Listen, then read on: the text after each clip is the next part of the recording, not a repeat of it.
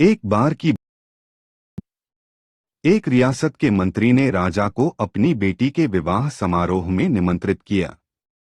जब राजा अपने परिवार के साथ विवाह समारोह में पहुंचा, तो मंत्री उन्हें सम्मानपूर्वक विशिष्ट आसन पर बैठाने ले गयो। तो मंत्री यह देखकर बहुत लज्जित हुआ कि एक सफाईकर्मी वहां बैठा हुआ था।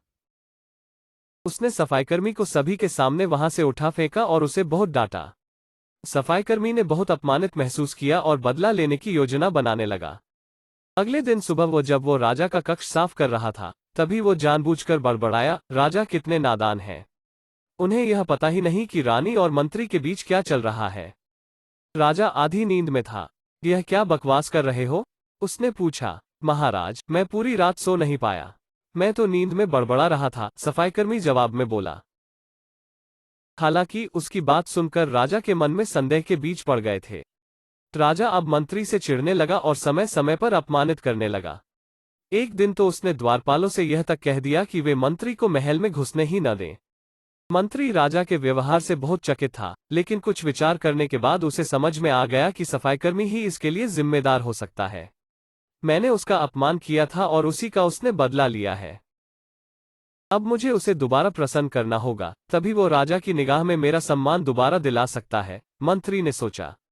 एक दिन उसने सफाईकर्मी को अपने घर भोजन पर आने का निमंत्रण दिया और कहा, मेरे दोस्त, मुझे क्षमा कर दो।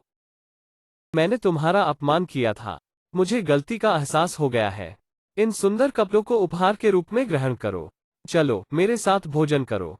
सफाईकर्मी प्रसन्न हो गया। वो सोचने लगा, मंत्री तो अच्छा आदमी है। मैंने ही उस दिन गलती कर दी थी। अब सफाईकर्मी प्रसन्न था और प्रयास करने लगा कि मंत्री के बारे में राजा की धारणा बदल जाए। एक बार जब वो राजा के कक्ष में गया तो राजा सो रहा था। वो बड़बड़ाने लगा, अरे, राजा का तो दासी के साथ प्रेम संबंध है। बड़ी लज्जा की बात है। राजा ने उसका बड़बड़ाना सुना तो उठकर बैठ गया। राजा ने सफाईकर्मी को बहुत डांटा। सफाईकर्मी बोला, क्षमा कर दे महाराज, मैं पूरी रात सो नहीं पाया, इसलिए दिन में ही नींद में बड़बड़ा रहा था। उद्धरण चिन्ह। राजा को अपनी गलती समझ में आ गई। इस तरह की अफवाह के चक्कर में आकर उसने अपने बहुत अच्छे सलाहकार की अनदेखी शुरू कर दी थी। राजा ने मंत्री को बुलाया और दोनों फिर से मित्र बन गए।